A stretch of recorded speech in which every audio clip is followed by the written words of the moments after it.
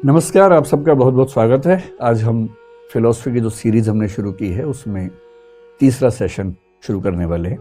आज के लिए सोचा ये था कि हम चार्वाक दर्शन पर बात करें, जो कि भारत का एक अर्थ में सबसे और कॉन्शियसनेस मानने वाले आमतौर पे मानते हैं कि जो अंतिम सत्ता है वो ईश्वर की है, वही परम कॉन्शियसनेस है, उसी से जगत का निर्माण हुआ है। जो पहले वाले हैं आमतौर पे ईश्वर को नहीं मानते, वो इस जगत को अंतिम सत्ता मान लेते हैं। तीसरे कुछ लोग हैं और गहराई में चले जाते हैं, वो कहते हैं कि ना ये है ना वो है। जो अंतिम सत्ता है वो इन दोनों से न्यूट्रल है। अंतिम सत्ता तो है पर ना जड़ की है ना चेतना की है, इन दोनों से न्यूट्रल है। समझेंगे क्या कहना चाह रहा है। एक व्यक्ति विशेष रूप से, शायद आपने नाम सुना होगा, स्पिनोजा नाम के एक व्यक्ति हुए हैं दर्शन में बहुत महत्वपूर्ण, उन्होंने ये बात कही। और बाकी फिर कुछ लोग जब बहुत थक जाते हैं, हार जाते हैं, फिर बोलते हैं नहीं यार, हम तो ना ड्यूअलिज्म को ही मान लेते हैं, और ड्यूअलिज्म का मतलब है कि अंतिम सत्ता जड़ की भी है और चेतना की भी है, हम क्यों इस झगड़े में पड़े, छोड़ो ना। लेकिन ड्यूअलिज्म से भी समाधान नहीं निकलता है, बहुत मुश्किल है। पश्चिम में एक दार्शनिक बेचारा लहूलुहान हो गया इसको साबित करने के चक्कर में, उसका नाम डेकार्ट है, आपने शायद सुना होगा।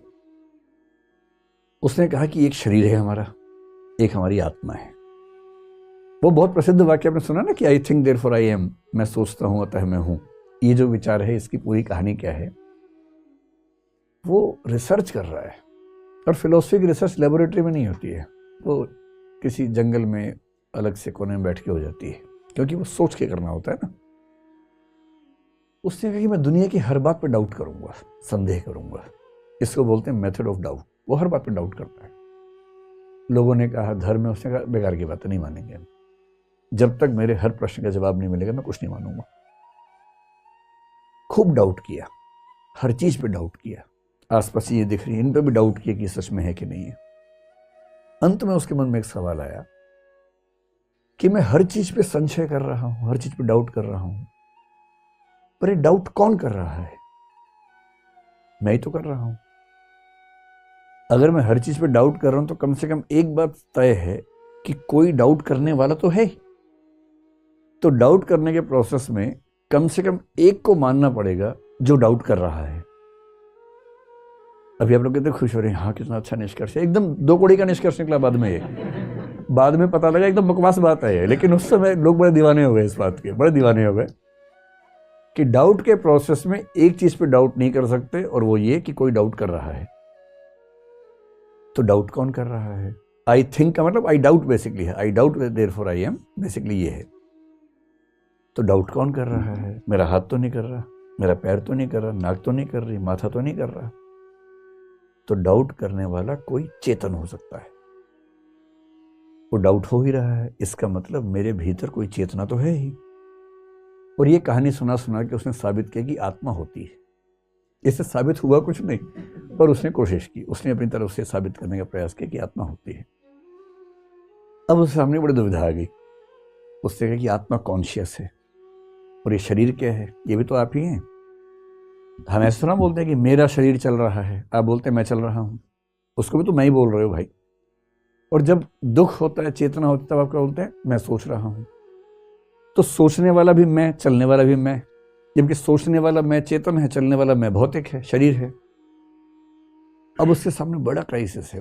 उसने मान लिया कि शरीर एकदम अलग चीज है, चेतना एकदम अलग चीज है, आत्मा एकदम अलग चीज है। अब उसको यह समझाना है कि कभी कभी क्या होता है कि मेरा मूड खराब होने से मेरा शरीर निष्क्रिय होने लगता है। सबके साथ होता है। अगर आपका मन ठीक ना हो तो बॉडी भी काम नहीं करती है, और बॉडी को चोट लग जाए तो मन भी परेशान रहता है, दुख होने लगता है, बेचैनी होने लगती है।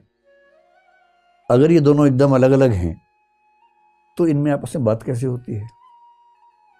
मन के तनाव का असर शरीर पे कैसे होता है, और शरीर की समस्या का असर मन पे कैसे होता है? और दर्शन की बहुत बड़ी समस्या जो डेकार्ट के सामने आई, अगर भौतिक वस्तु और चेतना एकदम भिन्न भिन्न है तो आप इनके बीच में इंटरेक्शन कर ही नहीं सकते। और उसके विचार का नाम ही क्या है? इंटरेक्शनिज्म। जो वो कर करके थक गया पर साबित कुछ कर नहीं पाया। कैसे साबित? आप कल्पना कीजिए एक कमरे में एक लोहा रखा है, इधर एक विचार है। लोहा विचार से कुछ कहना चाहता है, किसी भी तरह से कह के देख ले कैसे कहेगा। और फिर विचार चाहता है कि मैं लोहे को कुछ कहूं, कैसे कहेगा। उस विचार ने कितनी कल्पनाएं की। उसने कहा खोपड़ी के अंदर एक ग्लैंड है, पीनियल ग्लैंड है, पीनियल ग्लैंड की आधार पर इंटरेक्शन होता है। तो लोगों ने मुस्कुरा के सवाल पूछा कि पीनियल ग्लैंड क्या है, भौतिक या चेतन? अगर ये भौतिक है तो ये लोहा हो गया, ये चेतन है तो विचार हो गया, और समस्या वहीं की वहीं है।